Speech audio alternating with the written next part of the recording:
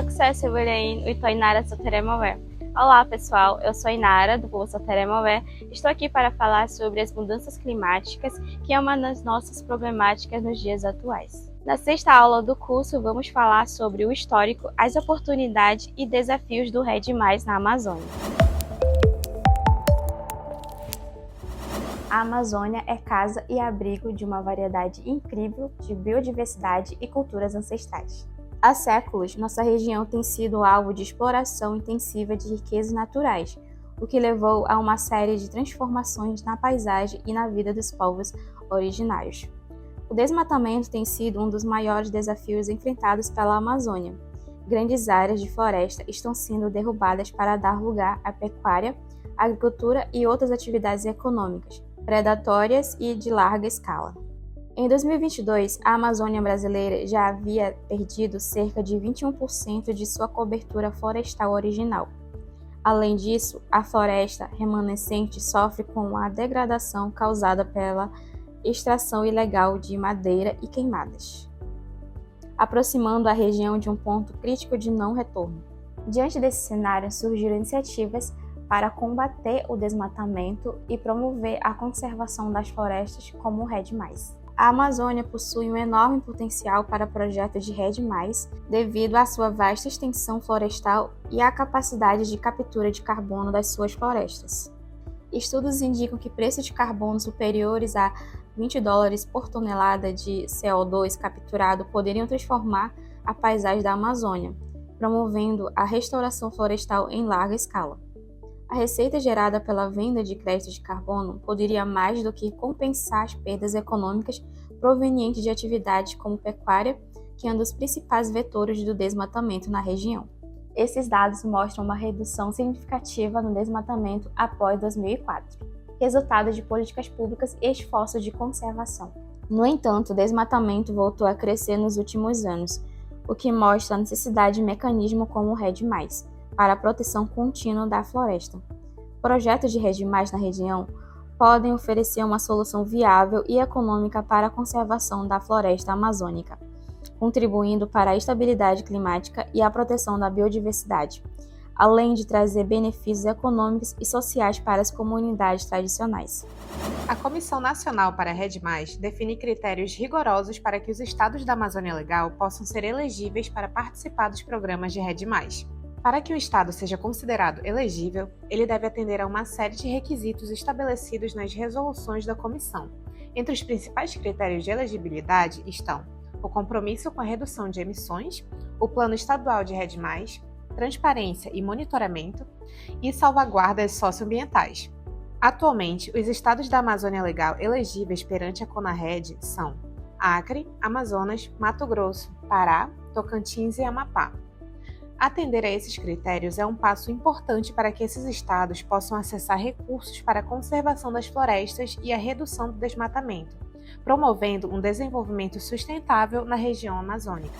Saiba agora como os estados da Amazônia Legal estão desenvolvendo projetos de REDD+, para acessar esse mercado. Para falar desse assunto, vamos chamar a Valcréia Soledade. Ela é amazônica, quilombola e trabalha na Fundação Amazônia Sustentável. A gente tem grande desafio com relação ao REDD. E aí a gente tem uma coisa que é importante nesse aspecto é olhar sobre a regularização fundiária, que eu entendo que é o que mais causa desafios, porque a gente tem hoje ainda sobreposição, né, de unidade de conservação, terras particulares. A gente tem outro desafio que são os grandes interesses, né, enquanto as populações que estão nesses territórios, principalmente no bioma amazônico, estão preocupadas na conservação, tem também um olhar de fora, que é o olhar que acha que a gente só vai ter uma economia mais potente, desenvolvida, se de fato a gente colocar a floresta no chão, derrubar. Enquanto que na realidade a gente entende que nós temos aí a possibilidade de ter uma nova economia olhando para a floresta em pé, olhando para a sociobiodiversidade, valorizando a cultura de quem está ali e o trabalho que as populações tradicionais têm feito com relação a isso. Enquanto a gente não resolver a questão fundiária, enquanto a gente não tiver muito claro quais são os benefícios, de que forma eles vão chegar para as populações que conservam, a gente ainda tem um grande caminho a ser percorrido. tem fauna, flora, que tem todo um potencial voltado para os ativos de cosmético, a questão voltada para os produtos que podem se transformar em medicamentos, por exemplo, e quando na realidade que pode beneficiar uma coletividade, que pode de uma certa forma gerar renda para uma série de produtores e extrativistas em detrimento muitas vezes de um empresário. Por outro lado, quando você olha a mineração, o que é utilizado hoje para explorar o ouro, que é o mercúrio, ele mata, acaba com a vida na Terra, acaba com os lagos que trazem, acaba de uma certa forma poluindo e causando os peixes vindo para casa e para esses lugares das famílias, trazendo uma série de problemas de saúde, né? Então, de uma certa forma, a gente precisa refletir qual é o preço que a gente quer pagar para ter, o que é importante hoje para nós. Ter uma atividade diversa, onde a gente possa ter vários mecanismos, várias oportunidades de beneficiar diversas pessoas, ou a gente quer explorar o minério, onde a riqueza vão para poucos e o problema fica para muitos, ou a gente de fato quer uma monocultura que também muitas vezes beneficia o agro, mas não beneficia aqueles que estão ali cuidando e fazendo com que essa diversidade permaneça por muito tempo e por outras gerações, né? A gente tem que pensar o amanhã, não só o agora. Os projetos de carbono no mercado voluntário são iniciativas que ajudam a reduzir os gases que causam efeito estufa, como o dióxido de carbono. As reduções de emissões são convertidas em créditos de carbono, que podem ser vendidos para empresas e indivíduos que querem compensar suas próprias emissões. Existem 139 projetos registrados na certificadora VCS-Verra, sendo 100 deles na Amazônia Legal. Pará e Amazonas concentram 42% dos projetos no Brasil e 58% dos projetos na Amazônia Legal. Entre 2020 e 2050, estima-se que esses projetos gerarão 1,8 bilhões de créditos de carbono, sendo 1,4 bilhão de créditos provenientes de projetos da Amazônia. Aproximadamente 7,6 milhões de hectares de floresta no Brasil estão em áreas de projeto, com 6,7 milhões de hectares localizados na Amazônia. Um crédito de carbono representa uma redução de 1 tonelada de gás carbônico. O seu valor financeiro pode variar significativamente dependendo da qualidade e do tipo de projeto. Em 2023, o preço médio de um crédito de carbono no mercado voluntário oscilou entre 6 e 8 dólares por tonelada de gás carbônico. Esses valores refletem a média do mercado, mas é importante notar que o preço pode flutuar com base na oferta e demanda, bem como nas políticas governamentais.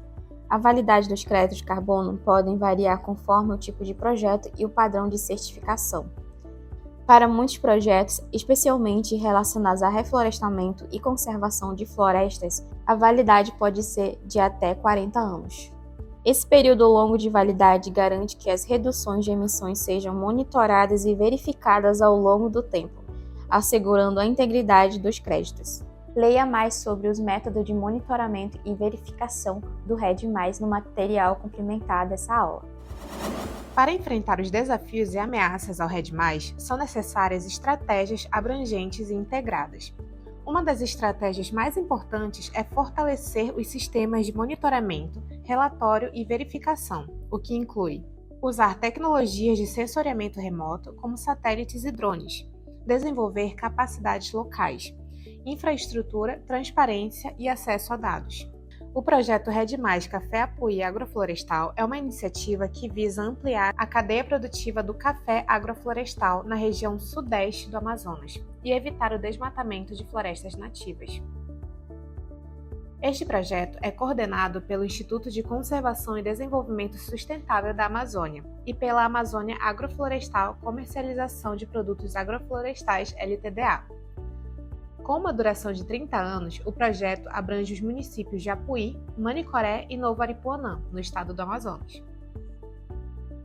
O principal objetivo do projeto é reduzir desmatamento e conservar as florestas nativas em propriedades rurais. Para alcançar este objetivo, o projeto se baseia em acordos de longo prazo com proprietários de terra para evitar o desmatamento em troca de pagamentos por desempenho. Chegamos no fim do 6º episódio. Antes de ir, deixo aqui algumas perguntas para pensarmos sobre as lições de hoje. quais são os principais benefícios e desafios associados à implementação do REDD+, na Amazônia. Como os estados da Amazônia Legal estão desenvolvendo políticas estaduais de pagamentos por serviços ambientais e REDD+, para acessar o mercado voluntário de carbono. Quais lições podem ser aprendidas dos casos de sucesso e não sucesso dos projetos do REDD+, na Amazônia? Obrigado, pessoal. Até a próxima aula. O curso REDD+, Amazônia e Povos Tradicionais é uma realização da Fundação Amazônia Sustentável. A iniciativa conta com financiamento da Mitsubishi Corporation Foundation for the Americas.